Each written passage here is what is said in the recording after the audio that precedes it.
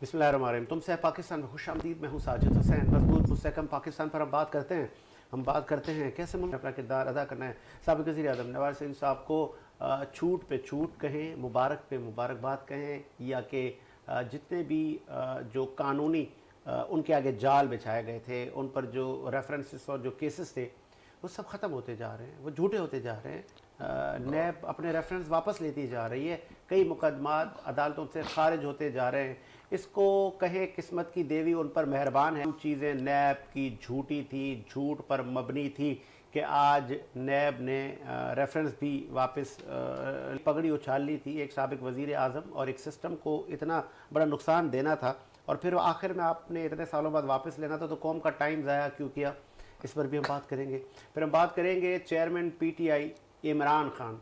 अब वो chairman PTI नहीं रहे, अब गौहर खान चेयरमैन पीटीआई बन गए हैं और हफ्ते को इंट्रा पार्टी इलेक्शन भी होने जा रहे हैं। देखते हैं क्या होता है, इस पर भी हम बात करेंगे। फिर हम बात करेंगे सिंध में एक स्टोरी हमारे पास, गवर्नमेंट कॉलेजेस में रिहाइश बनाई जा रही है, कब्ज़े किए जा रहे हैं, या कि उनको जो मुलाजमीन हैं उनको घर बना के दिए जा रहे हैं। ये मामला क्या है, मुअम्मा क्या है। क्लर्क एसोसिएशन ऑफ पाकिस्तान शहीद साकी की प्रेस रिलीज मेरे पास मौजूद है, जो कि इल्ज़ाम लगा रहे हैं, मुतादिद उन्होंने एहतजाज किए हैं। उनका कहना है कि हमने आंखें खोली हैं, एहतजाज रिकॉर्ड करवाया कि ये कॉलेजेस में क्या हो रहा है। फिर सानहा बहावलपुर या किसी हमारे कॉलेज में किसी बच्ची के साथ कुछ हरकत ना हो जाएं, कुछ नुकसान ना हो जाए कौम के बच्चियों और बच्चों का, इस पर भी हम बात करेंगे। फिर हम बात करेंगे ये सब कुछ साबिक़ वज़ीर आज़म नवाज़ शरीफ के लिए आसानियाँ पैदा, जिस तरह उन्होंने कहा था कि मैंने सब अल्लाह पर छोड़ दिया और अब कुदरत उन पर तो नहीं है कहीं, या कि वाकई वो नेचुरल कुदरत की बात कर रहे हैं। फिर 18th अमेंडमेंट के भी सर मामलात हैं। MQM का वफ़द पहुँच गया है PMLN के पास कानूनी मामलात को लेकर। 18th अमेंडमेंट की हमारे ज़राए बता रहे हैं कि उनको ख़त्म करने की बातें की जा रही है। इंतखाबात मुलतवी करने की साजिश कौन रोकेगा, तमाम ऊपर बात करने के लिए स्टूडियो मेरे साथ मौजूद हैं। आपका ताल्लुक PMLN से है और साबिक़ वज़ीर नवाज़ शरीफ के करीबी साथियों में आपका शुमार था। सैयद निसार शाह ने हमें ज्वाइन किया है, बहुत शुक्रिया सर। शाह साहब आपने टाइम दिया। उनके साथ PPI से आपका ताल्लुक है, यासिर रहमान साहब ने हमें ज्वाइन किया, बहुत शुक्रिया यासिर रहमान आप। शाह साहब, ये एवन फील्ड में मतलब सब नवाज शरीफ साहब ऐसे क्लीन चिट दी जा रही है, ये कुदरत की देवी ज़्यादा मेहरबान है या इस्टेब्लिशमेंट की देवी ज़्यादा मेहरबान है? जी बिस्मिल्लाहिर्रहमानिर्रहीम। शुक्रिया साजिद हुसैन। सबसे पहले तो मैं आप तमाम सुनने वाले हमारे पाकिस्तान के 24 करोड़ आवाम को ये मुबारकबाद पेश करता हूँ कि मोहम्मद नवाज शरीफ साहब को आज जो इंसाफ मिला है। और दूसरी बात आपने कही कि ये देवी मेहरबान या कौन मेहरबान, तो ये अल्लाह मेहरबान। अच्छा, क्योंकि सबसे पहले जब फैसला सुनाया गया था तो मैं समझता हूँ कि जज साहब फैसला सुना रहे थे और मोहम्मद नवाज शरीफ साहब आसमान को देख रहे थे। उस आसमान को देख रहे थे जहाँ से कुदरत देखता है। तो मैं समझता हूँ कि अल्लाह ताला के देर है अंधेर नहीं है। तो अगर आज मोहम्मद नवाज शरीफ साहब को इंसाफ मिला है तो इस पर हम सबको खुश होना चाहिए कि कोई भी अगर मुकदमा है, अदालतें हैं। फ्लैगशिप रेफरेंस में नैब ने रेफरेंस ही वापस ले ली, तो ये जुल्म नहीं है, ये ज्यादती नहीं है कौम के साथ। अब उनको याद आया कि रेफरेंस वापस लो, बस नवाज शरीफ साहब को क्लियर करना है। किसके कहने पे? नहीं, किसी के कहने पे इसलिए नहीं है कि देखिए, मैं कहता हूँ कि किसी के कहने पे बनाया गया था। अगर किसी के कहने पे बनाया गया था जिसमें जान ही नहीं है, कोई उसमें मुकदमा ही नहीं है, और आप कोई गलत मुकदमा बनाएंगे तो उसका तो हशर यही होना है ना। फिर नैब का हशर कौन करेगा खराब?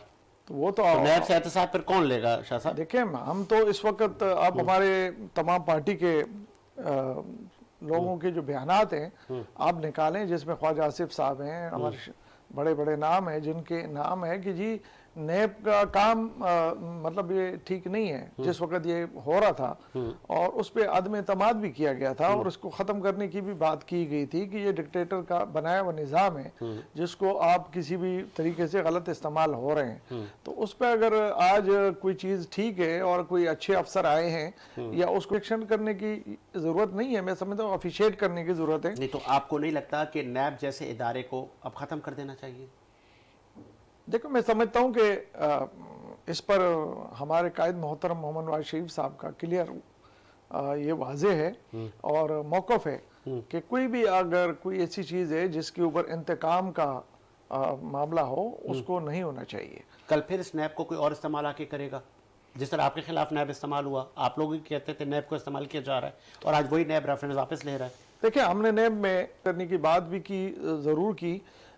उसके अंदर हमने कुछ कवानीन को चेंज भी किया।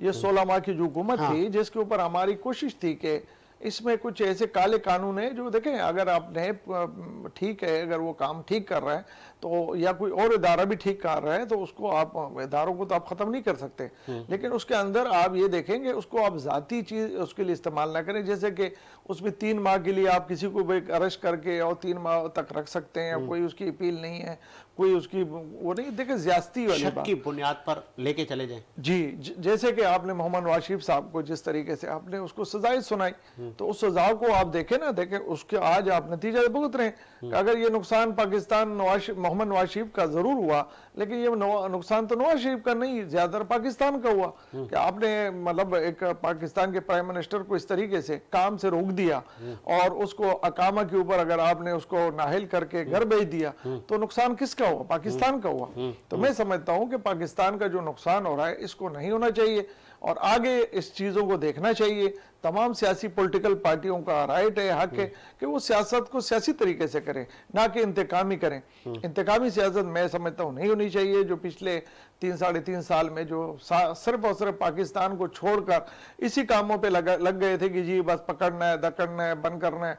जैसे किसी भी टीवी आपके शो में कोई या टॉक शोज में शाम को 8 बजे कोई भी आके अनाउंस करता था कि जी इंशाल्लाह कल शाम को फला आदमी का अरेस्ट होगा नेब के हवालों, तो उसको कैसे मालूम था कि नेब का तो कल कौन अरेस्ट हो रहा है या गिरफ्तार हो रहा है या उसको सजा होनी है जी? तो वो कौन से जज साहब का फैसला सुना रहे थे? तो ये तमाम ज्यादतियां हैं जो ज्यादतियां नहीं होनी चाहिए। तो मैं समझता हूं कि पाकिस्तान को अगर आगे बढ़ाना है तो आपको उन चीजों पर तमाम सियासी पार्टियों को मिलजुल कर और मिलकर इस पर जो है ना गौर होश करना पड़ेगा। ठीक है, आगे आप कैसे देखते हैं सर? ये अब नैब को क्या हो गया कि एवन इसमें फ्लैगशिप रेफरेंस में उन्होंने रेफरेंस ही वापस ले लिए।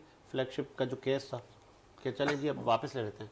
तो मियाँ साहब और मुस्लिम लीग नून के लिए तो मिठाई बांटने का वक्त है और नवाज शरीफ के मुखालफीन का इस वक्त सिवाय इसके कि ये ऐसा क्यों वैसा क्यों सफ़े मातम। लेकिन आम आदमी ये पूछता है, इस्लामाबाद भी हाई कोर्ट भी रिलीफ दे रहा है, नैब अपने रेफरेंस वापस ले रहा है, साबिक वज़ीर आज़म नवाज शरीफ के लिए खुशियों की खबरें हर तरफ से। तो कहीं ऐसा तो नहीं है कि वज़ीर आज़म की जो मंजिल है, जिस मंजिल पे पहुंचने के लिए गामजन है ना, है गामजन है, सिर्फ एक अजीजिया रेफरेंस रह गया। ठीक है, गालिबन उसके बाद मियाँ साहब के लिए इलेक्शन लड़ने की राह हमवार हो जाएगी। चले ठीक है, हम तो इसके खिलाफ नहीं है कोई भी पाकिस्तानी के मियाँ साहब इलेक्शन ना लड़े, वो लड़े इलेक्शन, तमाम लड़े। लेकिन अवाम ये पूछती है कि ये नैब, FIA, अदालतें जब सालों साल एक केस को बेबुनियाद चलाते हैं और 4-5-7 साल बाद पता चलता है कि वो बेबुनियाद केस था और उसको खत्म किया जाता है, बरी किया जाता है, इसका जवाब कौन देगा? जो वक्त जाया किया आपने, जो बजट जाया होता है। सबसे ज्यादा इसमें अब जिम्मेदारी अगर मियाँ साहब और मुस्लिम लीग नून सच्चे हैं और वो ये जानते हैं कि ये किसी डील के तहत रिलीफ नहीं मिल रहा, ये हमें सही मायनों में कानूनी जंग लड़के रिलीफ मिला है, गलत केस था, तो उनका हक बनता है कि वो अब नैब पर केस करें कि नैब इस बात का जवाब दे जो उसने उनकी इज्जत खराब की, वक्त खराब किया, कैरियर खराब किया, उससे जवाब तलब होगा। आवाम को भी पता चले कि ये बनाए जाते हैं या वाकई ऐसा करप्शन और ये सब चीजें होती हैं तो ये केस बनते हैं। अब मियाँ साहब यहाँ से रिलीफ ले लिया, एक और आगे रिलीफ मिल जाएगा, इलेक्शन हो जाएंगे, वो प्राइम मिनिस्टर बन जाएंगे। लेकिन कहीं भी मियाँ साहब इस तरफ नहीं जाएंगे कि नैब ने जैसे मेरे साथ किया ऐसे फिर ना हो, वो उन अफसरान को सजा दें या उस बुनियाद पे कोई ऐसी कानून साजी करें कि उस ऑफिसर और उस इदारे को जवाब देना पड़े। यासिर, मैं आता हूँ, एक स्टोरी थी हमारे पास सिंध के कॉलेजेस को लेकर। Clerk association Pakistan, all Pakistan clerk association सहीद साकी से हमें एजाज अली ने हमें ज्वाइन किया है। आप स्पोक पर्सन है इस एसोसिएशन, क्या आप सुन सकते हैं? जी जी, अस्सलाम वालेकुम, आ रही आवाज़ जी, बताइएगा ये क्या मामला है जो प्रेस रिलीज और वसूल हो रही है? कुछ क्वेश्चन के मामलात हैं, एजेंडा क्या है आप लोगों का हमारे जरा ये बता रहे हैं, आप अफसरान को कहीं ब्लैकमेल तो नहीं कर रहे हैं एजाज अली? नहीं नहीं, ब्लैकमेल का ताल्लुक नहीं है। असल में मैं एक शहीद साथी का एक जिम्मेवार हूँ, जो पाकिस्तान की रजिस्टर्ड जमात है पूरे पाकिस्तान की। और कुछ इश्यूज जो हैंडल करते हैं, जो इश्यूज होते हैं, तो ब्लैकमेलिंग नहीं है। ठीक है। तो बहुत सारे इश्यूज हैं पूरे पाकिस्तान में और सिंध में। नहीं, तो अभी आपने जो इशू जो हाईलाइट किया है, जिस पर आप मुतादिद एहतजाज कर रहे हैं, सीएम तक को आपने रिक्वेस्ट की है, क्या मानने को तैयार है महकमा एजुकेशन के कॉलेजेस में कुछ अफसरान की रिहाइश है? नहीं, अभी तक तो रिजल्ट नहीं मिला। हम लोगों ने एहतजाज भी किया है, कॉलेज में एहतजाज किया है, प्रेस क्लब में एहतजाज किया है, लेकिन कोई हमें मुस्बत जो है रिजल्ट नहीं मिला। अब इश्यूज जो है, बहुत सारे इश्यूज हैं बहुत सारे कॉलेजों में। तो अभी मैं एक दो इश्यूज जो है आपको डिस्कस करूंगा मीडिया के थ्रू। आपका तो शुक्रिया अदा करूंगा कि मीडिया ने मुझे ज्वाइन किया है। बताइए। और मैं हम लोगों का मौका सुनने के लिए। तो इश्यूज ये है, पहला जो इश्यूज है कि यहाँ पर एक कॉलेज है, government degree boys college Gulistan जोहर। ठीक है। वहां पर एक मामून नामी शख्स है जिसका प्रमोशन हुआ था, लैब अटेंडेंट से वो जूनियर क्लर्क बना था। ठीक है। तो उसकी जो पोस्टिंग हुई थी वो जोहर डिग्री कॉलेज बराबर में एक गर्ल्स कॉलेज है, government degree girls college centre. ठीक है। मना आमने सामने कॉलेज है। तो वहाँ वो जूनियर क्लर्क का जो है वो वहां पर जॉब कर रहा था। तो वहां 2 महीने उसको प्रमोशन को आया, लेकिन वो जोहर डिग्री कॉलेज के जो 3 क्लर्क थे, तो उनको वो थ्रेट दे रहा था, हरासमेंट कर रहा था, जिसमें आमिर अली है और अल्लाह वदाय है और मोहम्मद उमर है। तो उन लोगों ने, मोहम्मद उमर ने, अल्लाह वदाय ने और आमिर अली ने एप्लीकेशन जमा कराई थी, प्रिंसिपल को दिया था 23/10 को कि ये जो मामून नाम है ये हमें हिरासमेंट करा है, बड़े लोगों का नाम देके, मिनिस्टरों का, दूसरे ऑफिसरों का, कि मैं आपको जो है कश्मीर कंदकोट जो है आपका ट्रांसफर करा दूंगा और आपकी जगह पे मैं आऊंगा, इसलिए जो है मुझे यहाँ आने दो। इनका नाम क्या है साहब का? जो मामून नाम है। अच्छा, ये जो आरडी सुलेमान सियाल हैं या साले अब्बास हैं, हमारे नुमाइंदों ने उनसे कोशिश करने की राब्ता करने की कोशिश की, लेकिन उन्होंने कहा कि हम इस पे मौकिफ नहीं दे सकते, सेक्रेटरी इस पे मौकिफ देगा।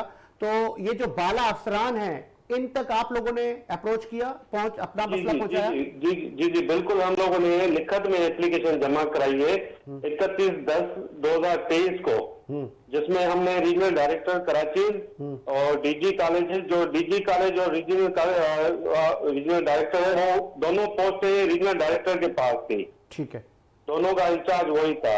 और सेक्रेटरी कॉलेजेस को हम लोगों ने एप्लीकेशन दिए। पहले हम लोगों ने अपने प्रिंसिपल को दी है 23 को, फिर 31 को जो है हम लोगों ने सेक्रेटरी को, डीजी को और आरडी को हमने लिखत में हम लोगों ने कंप्लेन की है कि ये जो मामून नामी बंदा है ये हमें हिरासमेंट कर रहा है, मेंटली टॉर्चर कर रहा है, 2 महीने से हम डिस्टर्ब है।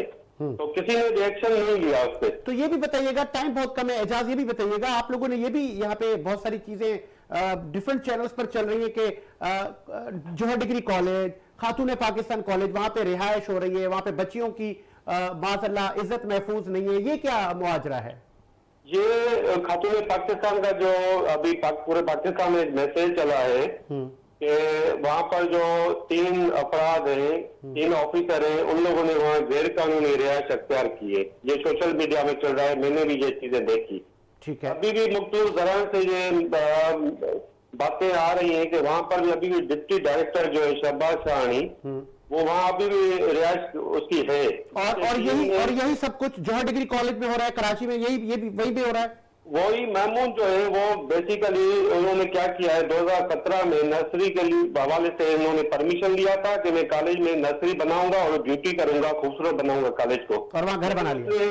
उसने घर बना लिया। और टेंशन वाली ये बात है कि उन्होंने गली से वो दरवाजा बनाया, बाहर से दरवाजा बनाया, जिससे बाउंड्री की जो सिक्योरिटी है वो आउट हो गई। वो इंडिविजुअली अलग से उन्होंने घर बना दिया, अलग से। अच्छा, अभी आप लोगों के लास्ट मुझे ये बताइएगा, क्या आगे आपके मकासद हैं, क्या आपकी जो एम्स हैं, आगे एहतजाज का आपका क्या मामला होगा, दायरा बढ़ाएंगे नहीं बढ़ाएंगे, अगर कोई अल्टीमेटम दिया है आप लोगों ने अभी सीएम हमारा साहब को? पूरे सिंध में एहतजाज चल रहा है और पूरे सिंध में ये आमिर अली के साथ इंसाफ ना हुआ तो हम पूरे पाकिस्तान में लेके जाएंगे इसको एहतजाज को। और आरडी ऑफिस में जो आरडी ऑफिस का एक मैं आपको 2 मिनट मुझे चाहिए, 1 मिनट चाहिए। जी। आरडी ऑफिस में हर नॉन टीचिंग जो पहले ही उसकी तनख्वाह कम है वो 15,000 फिक्स है उसकी जो है ट्रांसफर का, जो भी बंदा जाएगा उसके 15,000 फिक्स है। किस चीज वो के? डिप्टी डायरेक्टर देता है, वो डायरेक्टर को पैसे देता है, डिप्टी डायरेक्टर पैसे लेता है और डिप्टी डायरेक्टर और डायरेक्टर को वो पैसे देता है। वो जो डिप्टी डायरेक्टर हैं उनका नाम सुलेमान सियाल है? नहीं, शहबाज शाहनी और सुलेमान सियाल साहब जो है रीजनल डायरेक्टर है, उसका राइट हैंड है वो। तो ये मिली भगत से लोगों से पैसे लिए जाते हैं? जी बिल्कुल लिए जाते हैं। यहाँ डायरेक्टर ऑफिस में बहुत करप्शन है। अब वहाँ केएमसी गवर्नमेंट डिग्री कॉलेज है, केएमसी एक्स काउंटर वहाँ पर थे 14 या 16 बंदे 2 महीने पहले वहाँ रिपोर्ट हुए थे, लेकिन वो सालों से वहाँ ड्यूटी नहीं कर रहे थे, उनकी अभी भी तनख्वाह चल रही है और वही रीजनल डायरेक्टर से सेटलमेंट होके उसको भी रियायत है, अभी वो कोई नहीं हुआ, वो सेटलमेंट हुआ कि भाई आधे हमारे आधे तुम्हारे। ठीक है। 2 महीने से कोई इंक्वायरी नहीं हुई। और कराची के कॉलेजों के लिए फर्नीचर के पैसों में करप्शन हुई है, स्पोर्ट के पैसों में करप्शन हुई है। जब हमारा जो सीएम है, सीएम जो सिंध है केयर टेकर मकबूल बाकर साहब जो है सिंध के अंदर बेहतरीन अंदाज में बेहतरीन काम कर रहा है, हमें बहुत खुशी हुई आप कि वो इदारे के एजाज अंदर। एजाज आप कॉल पे रहें, आप हमारे साथ कॉल पे ही रहें, लाइव हमारे साथ कॉल पे रहें। मैं जरा मेहमान मेरे साथ स्टूडियो में जो बैठे मैं जरा इनसे भी इस बात का मौके लूं, या फिर आपसे मैं बात कर रहा था फिर मैं शाह साहब से ले लेता हूं। आपने सुना ये है आज निगरान हुकूमत में, आपने सुना एजाज कह रहे हैं कि फर्नीचर के पैसे भी खा गए, ये हो क्या रहा है? सर अब ये तो निगरान हुकूमत को एजुकेशन डिपार्टमेंट से पूछना चाहिए, जिसका काम है ये फंड एलोकेट करना, इसमें चेक एंड बैलेंस रखना। इस हदूद में अगर ये सब हो रहा है, वहाँ का जो डीडीओ है 15,000 एजुकेशन लिए का जा रहे हैं मिली भगत से, मतलब अब ये बातें सर कराची शहर में ना कहीं अंदरून दूर हो रहा हो जहाँ बताएं। 5-4 घंटे हाँ। कैमरा पहुंचने में लगते हो तो समझ आता है। मतलब इतने बेबाक हो गए करप्ट लोग कि वो अपनी ताकत के नशे में इतने धुत हैं कि उन्हें ये भी परवाह नहीं है कि मैं बीच शहर में एक बड़ी यूनिवर्सिटी और कॉलेज की सरकारी जगह पे अपने मनपसंद तरीके से वो पैसा खर्च कर रहा हूँ जो बच्चों की तालीम पे लगना है। आपने सोने पे सुहागा घर बना के बैठ जी गए। घर बना लिया और वो बता रहे हैं जैसे कि यूनिवर्सिटी का रास्ता उस घर में से है, तो वो यूनिवर्सिटी तो सेफ ना रही ना, वो तो सिक्योरिटी से बाला हो गया, उनके घर से कोई भी एग्जिट उनकी तरफ से ले सकता है। तो सिक्योरिटी पे डालेंगे या उस घर वाले पे डालेंगे? और तो ये अलमिया है सर, और ये तो फिर इख्तियारात नहीं है ना, ये तो सर अलमिया है। सरकार अलमिया। खुद बनाएगी तो बना के उनको घर दे। ऐसा नहीं हो सकता कि एक चांसलर वाइस चांसलर बोले या ये लोकेशन मुझे अच्छी लग रही है या मैं अपना घर बना लूं, और कल ऐसा ना हो वो लीज भी बना ले। यासिर आपका पॉइंट आएगा। शाह साहब ये नून लीग बशीर मेमन साहब के लिए कैंपेन चली थी कि सिंध के सीएम बनने जा रहे हैं। सिंध में ये आज भी हालात हैं, अगर आपको लोग यहाँ मैंडेट देंगे तो कैसे संभालेंगे? एक साहब लाइन पर मौजूद हैं जो बता रहे हैं इतनी करप्शन।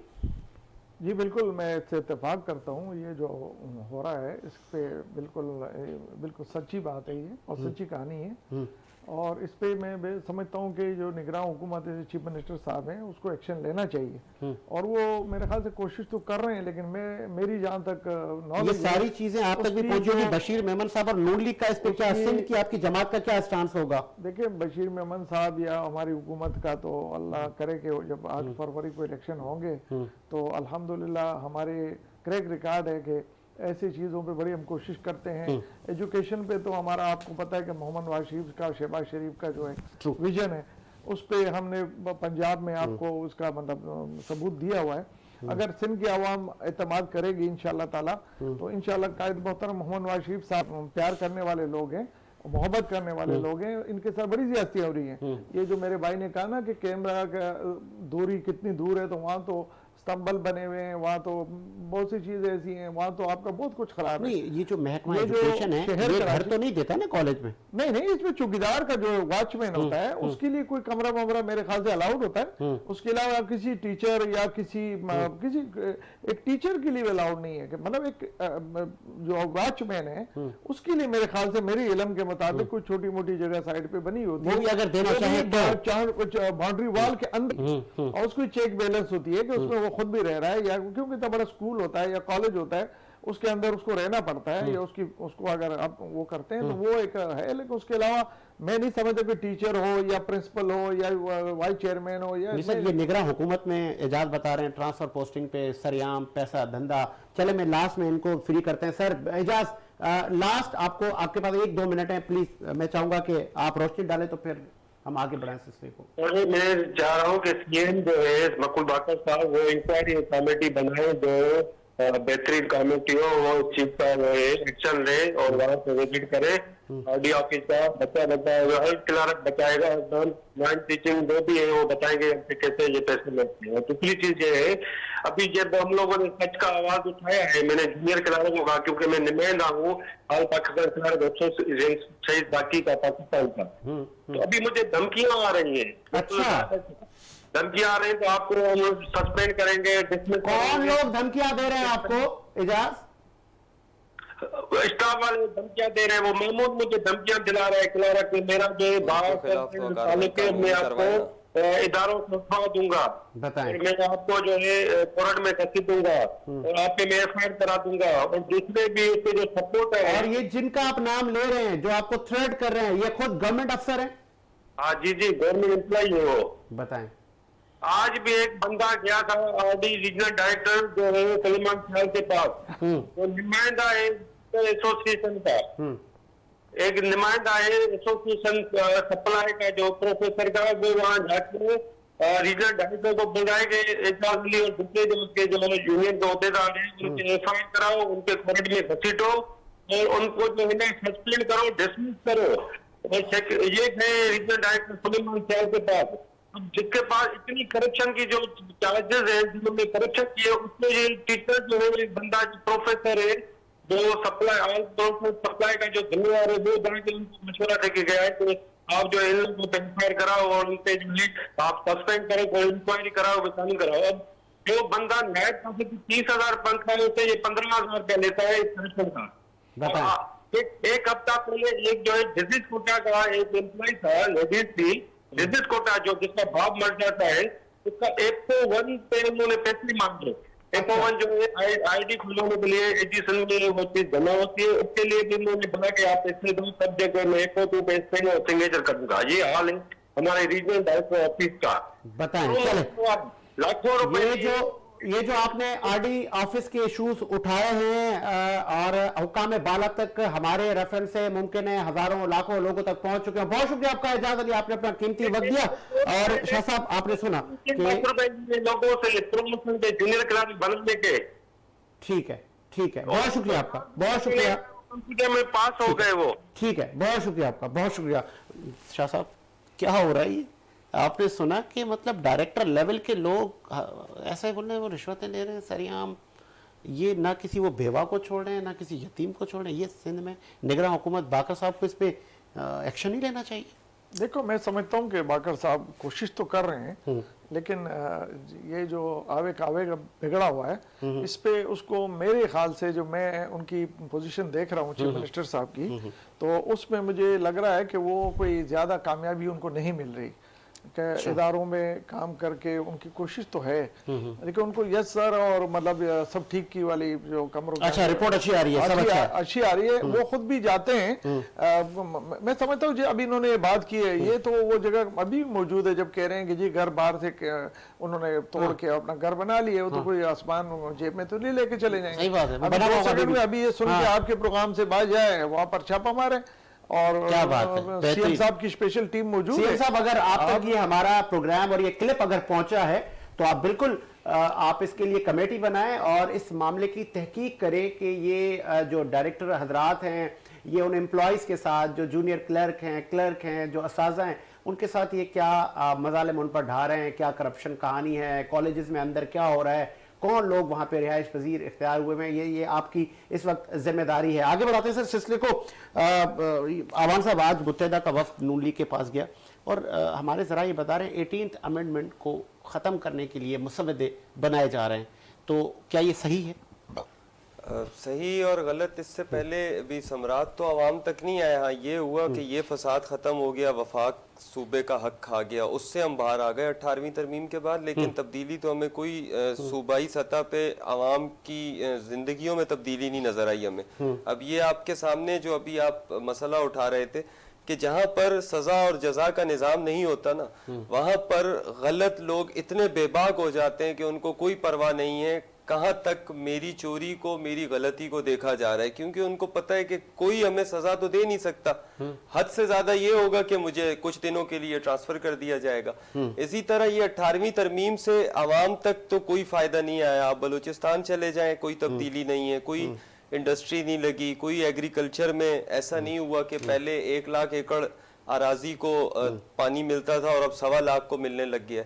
कोई तब्दीली ऐसी नहीं आई कि किसी एक शोबे में, हाँ सिंध में हेल्थ में काफी बेहतरी आई है, उसमें भी प्राइवेट सेक्टर का और एनजीओज का बड़ा किरदार है। लेकिन 18वीं तरमीम से कम इसको खत्म इसलिए नहीं होना चाहिए कि एक जो हमारे दुश्मन अनासिर जो है उनको एक मौका मिलता है वफाक के खिलाफ सूबों में उसे लासानियत को भड़काने का, कि पंजाब को फंड दे दिया गया, सिंध का, बलोचिस्तान को दे दिया गया। होगा ना, अगर 18th अमेंडमेंट खत्म होगी तो ये फिर इसलिए ये नहीं होना चाहिए। हाँ, इसमें अगर वो कोई तरमीम करते हैं तो वो एक बेहतर चीज है, लेकिन इसको बिल्कुल खत्म कर देना इसलिए कि हम सूबे में बैठकर सारे वफाक में बैठकर सारे सूबों को कंट्रोल करें, तो ये नहीं होना चाहिए। ये जितना निचली सतह पे आप मुंतकिल करेंगे ना ताकत को और वसाइल को, उतना ही आवाम को रिलीफ मिलेगा, और जितना आप ऊपर ले जाएंगे ये जब 18th अमेंडमेंट जरदारी साहब ने कहा कि आज तक एस्टैब्लिशमेंट मुझसे नाराज है इस 18th अमेंडमेंट की वजह से। एस्टेब्लिशमेंट को क्या इशू है? एस्टेब्लिशमेंट का कौन सा वो ताकत छिन गई है? इदारा उनसे छीन लिया गया ना, उनके पास हेल्थ था कि छीन ली गई हो, ना एजुकेशन था कि छीन ली गई हो, तो उनको तो इसका कोई नफा नुकसान नहीं है, कोई नफा नुकसान नहीं है ना सर। हाँ, सिंध में जरदारी साहब को सूट करती थी कि वफाक मिले ना मिले सूबे पे हमारा कंट्रोल है, तो 18वीं तरमीम में कम से कम हम जितना 90-80% जो फंड होगा वो हमारी सवाबदीद होगा। ऐसा नहीं होगा कि वफाक के पास पैसे होंगे और उसने खर्च करने होंगे और सूबे में हुकूमत हमारी होगी। अब 18वीं तरमीम से ये मसला नहीं रहा ना, वजीर आला खुद फंड का कस्टोडियन है, खुद उसने प्रोजेक्ट देना है, खुद उसने पैसे रिलीज करने हैं। अब वो ये रोना नहीं रो सकता पैसे नहीं है, रिलीज नहीं हुए। जब आपने प्रोजेक्ट शुरू किया था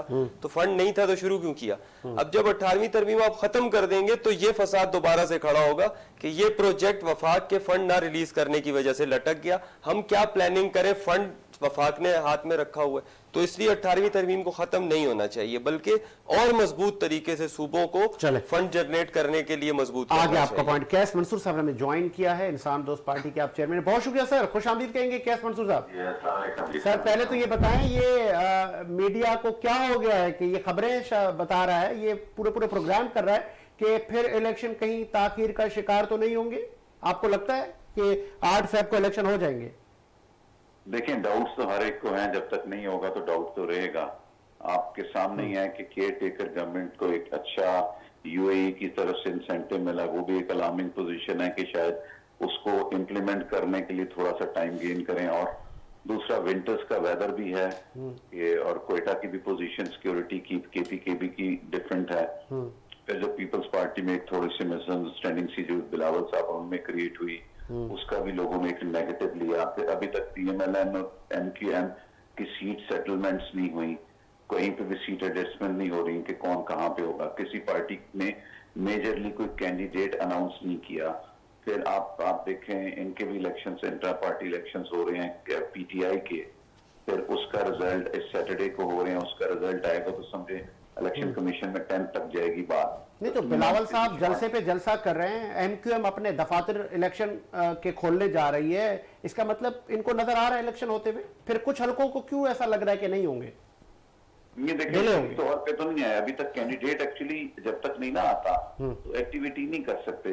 ऑफिसर्स तो इन्होंने खोलने हैं अपने, लेकिन जो कैंडिडेट जब आता है ना, वो फिर डोर टू डोर एक मूवमेंट चल रही होती है, लाइटें नजर आ रही होती हैं, लाउड स्पीकर, साउंड सिस्टम चल रहे होते हैं, बंदों का एक एक्टिविटी नजर आती है, डेली कॉर्नर मीटिंग्स हो रही होती है। वो एक हल्के का एक बंदा ना पूरे हल्के को कवर कर रहा होता है डिफरेंट पार्टीज का।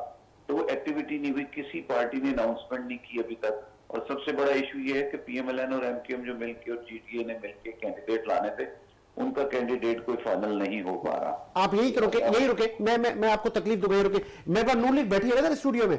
सर ये इल्जाम है, क्या है, कोई बंदे नहीं अभी आप डिसाइड कर पा रहे? देखो, सबसे पहले बात तो ये है कि इलेक्शन का एक प्रोसीजर होता है, तरीकाकार है। 30 तारीख तक तो आपकी जो डिलिमिटेशन की जो सीटों का मसला है, ठीक है, वो आपकी 30 तारीख की आपकी वो शो होंगी ना इलेक्शन कमीशन। मतलब आपको नजर आ रहा है ये इलेक्शन होने जा रहे हैं? बिल्कुल होंगे, क्यों नहीं होंगे, बिल्कुल अच्छा। होंगे। उसकी शेड्यूल आप आपके देखे ना, 30 तारीख तक तो आप कुछ नहीं कर सकते ना। आपकी जो सीटों की जो डिलिमिटेशन पे जो आपकी फाइनल इलेक्शन कमीशन आपके वो देगा, अब वो 30 तारीख को देगा। 30 तारीख के बाद ही आपको शेड्यूल आगे वो फिर वो देगा आपको कि नॉमिनेशन कब करनी है। फिर इलेक्शन में मतलब कैस मंसूर साहब की पार्टी भी तैयारियां करे, नून लीग उनको कहेगी? मैं कहता हूं तमाम पार्टियां जो रजिस्टर्ड पार्टियां हैं, जो पाकिस्तान की पार्टियां हैं, सबको हक है कि वो जाएं और उनको इलेक्शन कमीशन अभी अनकरीब अनाउंसमेंट करेगी, उनको टाइम देगी ना, शेड्यूल देगी, तो उसके बाद आप नॉमिनेशन में जाएंगे। फिर उसमें जो टिकटें देने की बात है वो तो बड़ी दूर की बात है। अब देखे ना, हमारी परसों सेंट्रल पार्लियामेंट कमेटी बन गई, तो अब वो पार्लियामेंट्री कमेटी किस चीज की बनी है? आज हमारी 4 बजे जो मीटिंग हो रही थी मुत्तहिदा के साथ इस्लामाबाद में, और हमारे डेलीगेशन और उनके तरफ से डेलीगेशन बैठे हैं, तो आखिर ये वो सारा तरीकाकार है जो आगे इलेक्शन की तैयारी का है ना। अब उसमें अगर आप कैंपेन की बात कर रहे हैं तो मैं समझता हूँ कि कुछ पार्टियों ने तो कैंपेनें भी शुरू की हुई हैं। सिर्फ ये है कि उनकी तरीकाकार में फर्क है, तरीकेकार में फर्क है। मैं आता हूँ कैस मंसूर साहब, सर आप तैयारी करें, नून लीग कह रही है इलेक्शन हो रहे हैं। हम तैयारी कर रहे हैं, सारी तैयारी कर रहे हैं। दूसरा ये भी इशू है ना कि इलेक्शन कमीशन ने कहा है कि नकली जो फुर्सत फहरिस्त होगी ना 3rd वीक ऑफ जनवरी में अनाउंस करेंगे कैंडिडेट्स की, तो उसमें भी फिर 2 वीक्स रह जाते हैं। बाकी देखें, शक व शुबहात तो ये जो आपस में चल रहा है इसी की बेसिस के ऊपर है। एक्टिविटीज नजर नहीं आ रही, ऑर्डर्स नजर नहीं आ रहे, जो बैनर्स वगैरह लगे हुए। नवाज शरीफ साहब के बारे में क्या कहेंगे सर? बड़ी खुशी की खबरें हैं, मिठाइयाँ तकसीम हो रही हैं। नहीं हो रही है कैंपेन, बड़ी हो गए जहाँ जहाँ ये जिसका भी एक प्लस पॉइंट भी है। लोगों में थोड़ा सा एक शक उसी वक्त ही है ना, जो एक प्रॉब्लम है, जैसे एक्सटेंड पहले होते रहे कि आप किसी तरह 8th आए लगा। शहबाज शरीफ की भी स्टेटमेंट थी, उन्होंने भी कहा था कि 8 को होने चाहिए जरूरी इलेक्शन, और इलेक्शन डिले करके कोई फायदा तो होना नहीं। जो होना है अभी होना, जो करना है करना है। आप चूंकि एक नजरियाती इंसान है, एक पार्टी को लीड कर रहे हैं, मैं चाहूंगा इस पे आपका टेक जरूर लूं। ये जो साबिक वज़ीर आज़म नवाज शरीफ साहब को रिलीफ मिल रहा है नैब की तरफ से, अदालतों की तरफ से, अगर वो कहते हैं ना दिन जब चेंज होंगे तो फिर यही कभी सब कुछ रिलीफ चेयरमैन पीटीआई को मिल रहा हो, जो कि अब चेयरमैन नहीं रहे। मैं इमरान खान की बात कर रहा हूं। टू बी वेरी न्यूट्रल और एक पाकिस्तानी होने के नाते अगर बोलूं तो मियां साहब के साथ ज्यादती भी तो थी ना।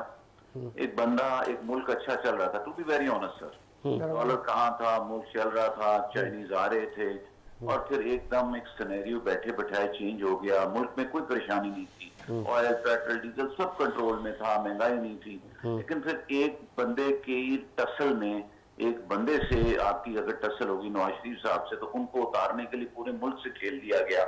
फिर महंगाई कहाँ चली गई, नया तजर्बा कहाँ चला गया, तो ये मुल्क के साथ ज्यादती थी। आज इसका अजाला कर रहे हैं तो कोई बड़ा काम नहीं कर रहे, अपनी ही आखिरत को संवारेंगे। क्योंकि देखिए, मैं आप सबसे बड़ा प्रूफ, आप बड़े अच्छे प्रोग्राम्स करते हैं। 2017 के एंड में, बिगिनिंग में, 18 के अर्ली में क्या इशू था पाकिस्तान? कोई प्रॉब्लम था? कोई प्रॉब्लम 2003 कर रहा था ना, चीजें बन रही थी, सब चीजें हो रही थी। देखिए, मैंने अल्लाह को जान दे दी है, सियासत आज की दुनिया भी है। अल्लाह की नजर में सियासत डिफरेंट है, हमने अल्लाह को जवाब देना है। तो मेरी एक अलग चीज है, मेरा एक स्टांस है, one should be neutral honest. तो उसमें मुल्क अच्छा चल रहा था। अगर मियां साहब के साथ ज्यादती ना हुई होती तो मैं समझता हूँ कि मुल्क बहुत तरक्की भी कर रहा होता। आपके सामने डेवलपमेंट हुई कब है? आज बिजली बीबी साहबा की तरफ से मिल रही थी, पुराने जो आपके प्रोजेक्ट चल रहे थे, मियां साहब की वजह से आप देखें ना, मोटरवेज हैं, एयरपोर्ट्स अच्छे आ रहे हैं, सब चीजें, येलो ट्रेन है, सारा चल ही रहा था ना, मुल्क अच्छा चल रहा था। उस मुल्क को डीरेल क्यों किया? आज देखें हमारी दुनिया के दूसरे मुल्क कहाँ से कहाँ पहुंच गए। और आज बहरहाल मैं पूरी कौम से कहूंगा, आपके पास 5 साल है, आप अच्छे, और दूसरी हर सियासी पार्टी को चाहिए कि अच्छे कैंडिडेट सिलेक्ट करें, जो लोगों के अंदर जाएं, जो उस एरिया के मसाइल हल करें, जो अपने हलके में कुछ करके दिखाएं। देखिए, 5 साल बहुत अरसा होता है एक एमएनए के लिए और एक एमपी के लिए।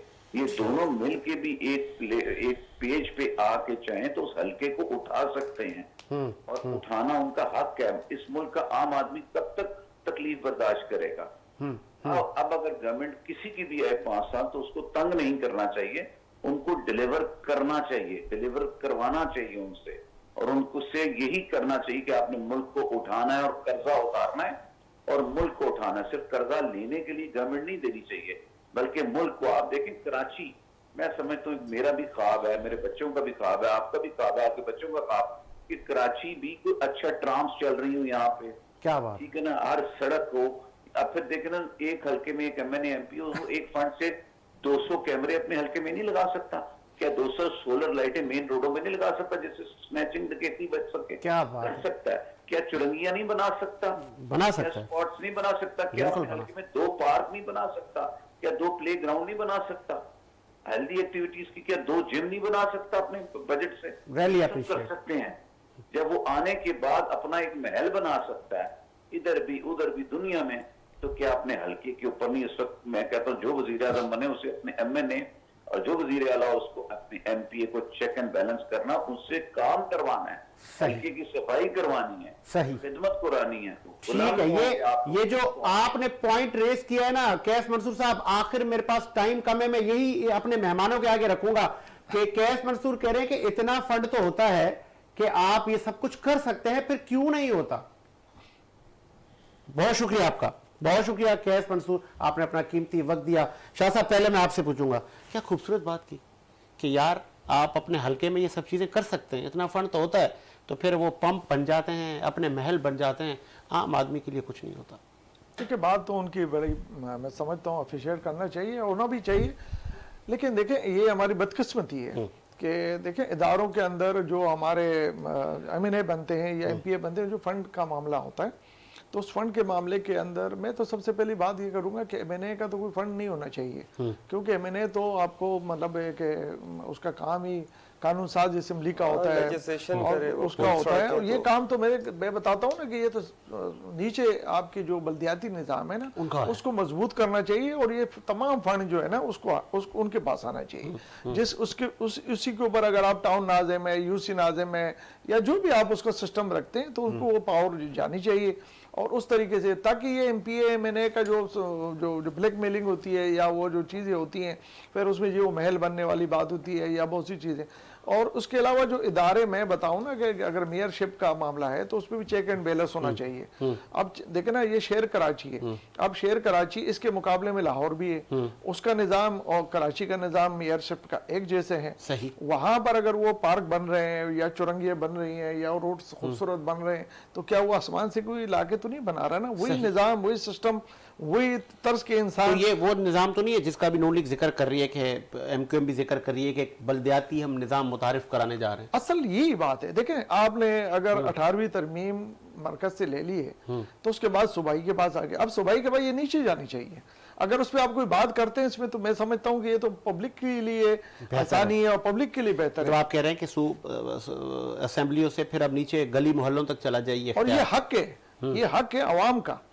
देखे ना आप, असेंबली तो बड़ी खूबसूरत बनी हुई है, वस्ता के रोड भी अच्छे बने हुए हैं, और उसकी राइश MNA की भी बड़ी बेहतरीन है। सही बात, बड़े खूबसूरत फ्लैट्स क्या बने हुए हैं, MPA के भी बड़े खूबसूरत फ्लैट्स बने हुए हैं। लेकिन अगर के नहीं है तो UC नाज़िम के पास कुछ नहीं है। क्या बात है। ये चले शाह साहब, मैं चाहूंगा आवान साहब इस पे आप अपना देखिए, वैल्यू ऐड करें तो फिर मैं हम आपकी इस बात से इख्तिलाफ करता हूँ तमाम भाइयों से, गुस्ताखी माँ, कि पूरी दुनिया में सड़कें, अंडरपासेस, पुल, पानी की लाइनें, सेवरेज की लाइनें, डेवलपमेंट, वो आबादी के तनासुब से सरकारी इदारे करते हैं। सही। उन्हें पता होता है कि हमने हर साल हमें कितने पानी की ज़रूरत इजाफी पड़ रही है, कितनी सड़कों की पड़ रही है, कितनी हाउसिंग सोसाइटियों की पड़ रही है। यही तो हमारा जाविया ही हमने गलत पकड़ा हुआ है। हम MNA और MPA से पुल, सड़क, ग्राउंड की उम्मीद तवक्को करके ही गलत कर रहे हैं। ये काम है KDA का।